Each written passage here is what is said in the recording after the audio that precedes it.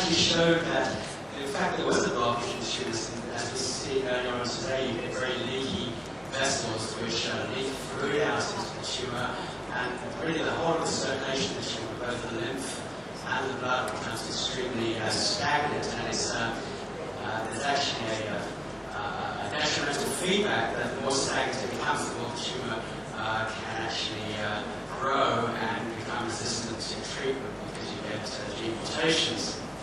So this has been known, of course, in China for thousands of years, and one of the approaches was to use destagnation herbs. Again, we see this biosymbiosis, this meaning that stagnation, if there's blockage, you have this group of herbs that would actually relieve the blockage with destagnation herbs.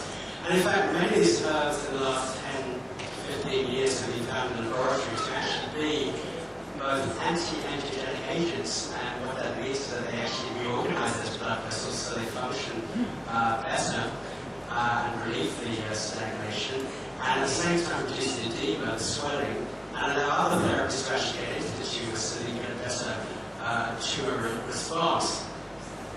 And also, some of them have been found to have anticoagulation effects, they actually thin the blood, and we've also found in Western medicine that certain blood thinners can actually reduce metastasis, the spread of cancer.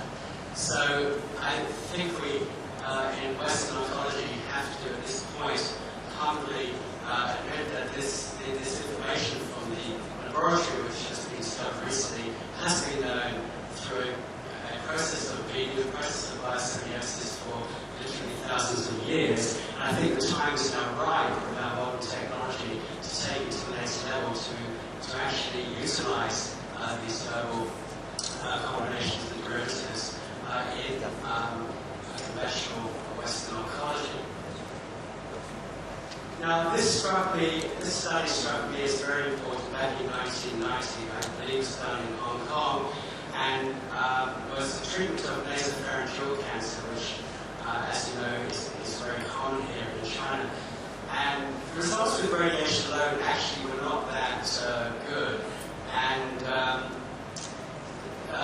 again, the TCM practitioners said, well, there's a stagnation problem, let's use a combination of destagnation herbs plus radiation treatment. But the significance of this particular study was that they actually did it in the context of a randomized controlled trial. So the outcome really can be, without question, not subject to any bias or confounding factors. And what they found was that using the radiotherapy alone, the local recurrence rate of the cancer, the local recurrence rate of the cancer was 30%, whereas if you added in the destagnation herbs, it was reduced by half, only 15%, and was also reflected in the doubling of survival. Now, it's interesting, since that time, with that sort of data, I would suggest that conventional oncology should have taken up that combination as a standard of care. And of course, with some of the hypocrisy that we have in clinical practice, it never was. And what actually happened was that chemotherapy was actually utilized passively with much greater toxicity, and really gave us a slightly better result of that. But nobody in the West actually did a study which actually added platinum to the combination first plus the radiation. Instead, what they did, they took the expensive new anti-angiogenesis targeted therapies such as Avastin and started to add those, completely forgetting that we had excellent results with no toxicity from this combination of Chinese herbs. So, what is the major challenge for this very exciting preliminary data? What is the major challenge to getting these herbs introduced into the West, speaking from the perspective of a Western oncologist? Well, the main problem, I think, is actually authentication. In other words, if you've got a group, you've got a combination of herbs, and they're being used here in China, if they're going to be used, for example, in Canada, where I'm from, the United States, wherever, we need to know that we're dealing with exactly the same combination of herbs, exactly the same quality, and exactly the same constituents, chemical content, etc. I know there are some people here who may say, well, if your growth conditions are the same, and you're an expert, you've been doing this for many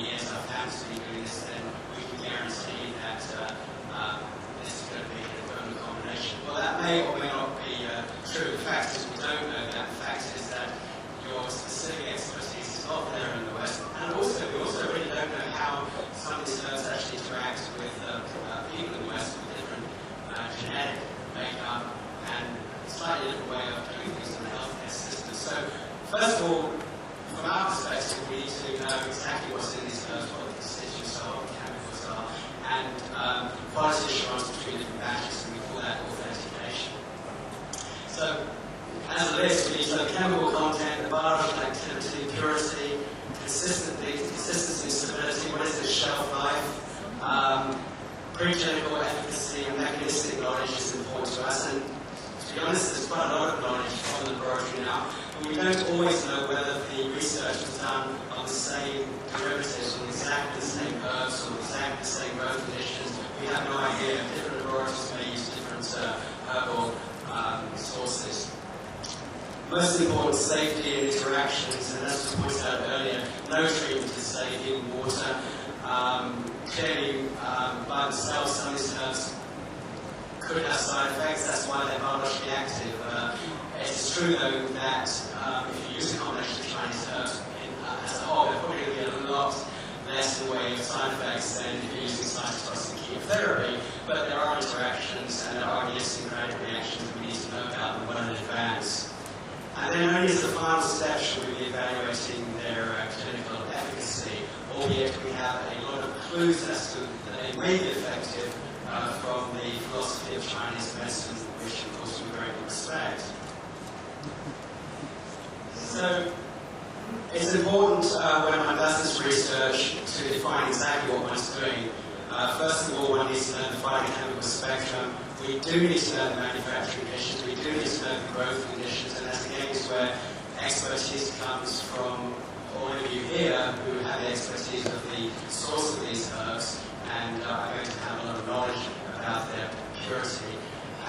But clearly, as you know, some manufacturing processes, accidents do happen, contamination occurs, etc. And it's important that local regulations actually prevent that from happening, so that when they are exported to other countries, one can be confident that they are safe and the content is what is expected.